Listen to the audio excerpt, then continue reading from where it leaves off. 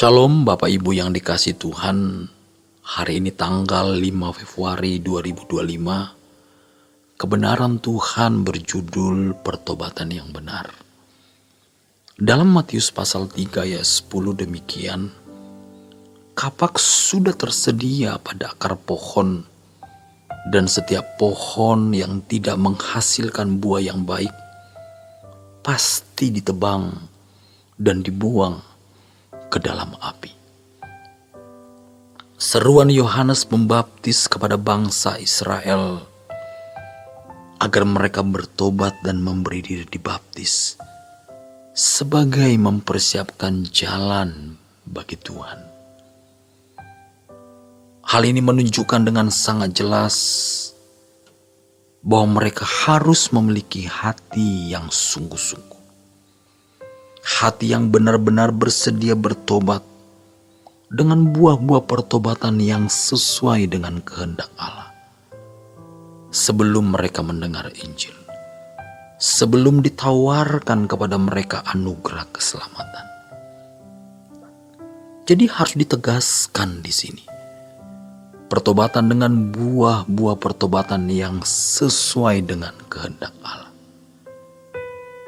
Selama ini kalau seseorang memberi diri maju pada waktu altar call, ditantang siapa yang mau bertobat, lalu maju ke depan mengaku bertobat. Biasanya mereka sudah merasa bertobat dengan benar. Makanya kalau ditanya kapan Anda bertobat, maka bisa dijawab tahun sekian pada waktu KKR di gereja itu. Menjadi pertanyaan yang tidak terjawab selama bertahun-tahun. Mengapa banyak orang Kristen sudah mengaku bertobat, tapi tidak pernah menjadi Kristen yang benar?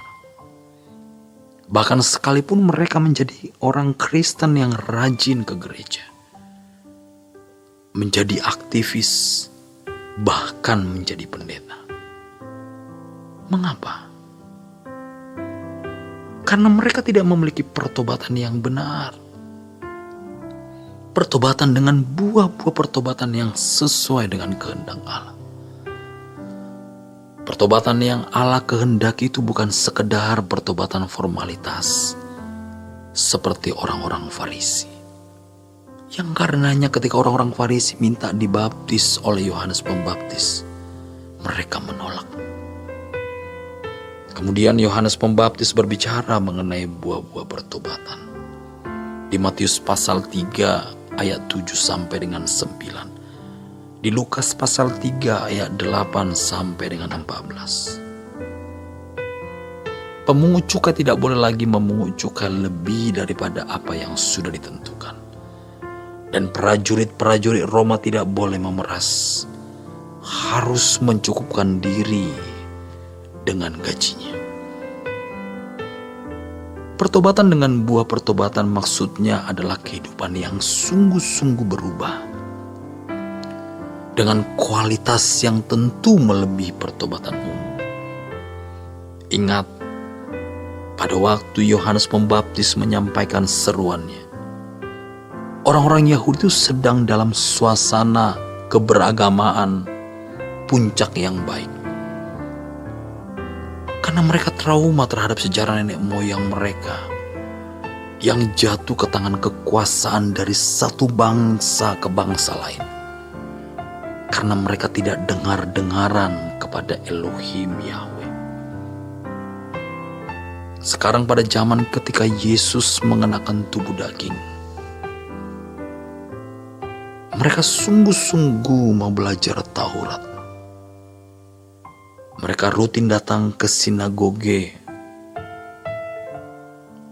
Mereka rutin datang ke bait Allah. Tetapi Yohanes Pembaptis berkata, bertobat, lalu dibaptis. Kurang apa? Rupanya harus ada pertobatan dengan buah-buah pertobatan. Itu sebabnya Yohanes Pembaptis dalam seruannya berkata, kapak sudah tersedia pada akar pohon, dan setiap pohon yang tidak menghasilkan buah yang baik pastilah ditebang dan dibuang ke dalam api. Ini berarti harus ada perubahan secara maksimal. Semampu-mampunya orang itu meninggalkan semua hal yang tidak berkenan di hadapan Allah dan mengenakan kebaikan moral yang lebih dari orang beragama. Maka Tuhan Yesus berkata bahwa hidup keberagaman kita harus lebih daripada hidup keberagaman ahli Taurat dan orang-orang Farisi. Berubah secara maksimal. Artinya seseorang harus menyerahkan seluruh upaya dirinya untuk bisa benar-benar berkeadaan bersih di hadapan Allah. Harus berusaha mencapai puncak kesalehan yang bisa dicapai oleh manusia. Kalau kita sudah berusaha mencapai puncak kesalehan yang bisa kita capai, maka selanjutnya Roh Kudus akan menuntun kita untuk bertumbuh menuju kesempurnaan seperti Bapa atau serupa dengan Yesus. Tapi kita harus bertobat dulu dengan sungguh-sungguh, menghasilkan buah-buah pertobatan. Ini pertobatan yang lebih dari pertobatan agama pada umumnya. Bisa mencapai puncak kesalehan yang bisa dilakukan manusia. Lebih dari itu harus dikerjakan, dibantu atau dituntun Roh Kudus. Jangan lupa, jangan tidak tahu, kita harus berusaha mencapai puncak kesalehan yang bisa dilakukan atau dicapai manusia. Setelah itu baru selanjutnya Roh Kudus yang pimpin. Kalau belum sampai puncak, itu berarti belum serius bertobat. Jadi kalau pertobatan seseorang masih setengah-setengah, sekedar formalitas agama, maka dia tidak akan bisa mengikuti Yesus dan diubah oleh Yesus. Maka kalau orang menerima atau memberi diri datang ke dekat mimbar atau yang sering disebut altar call, mengaku bertobat, itu banyak yang hanya legalitas, hanya formalitas. Mungkin ada perubahan dari suka judi jadi tidak suka judi. Dari ke tempat pelacuran sekarang tidak lagi. Itu masih umum. Harus lebih dari itu. Kesalehan puncak yang bisa dicapai manusia. Itulah sebabnya Yesus berkata agar seseorang yang mau mengikut Dia harus meninggalkan segala sesuatu. Banyak orang Kristen yang berpikir bahwa seiring dengan percaya kepada Yesus, dirinya juga bersedia bertobat.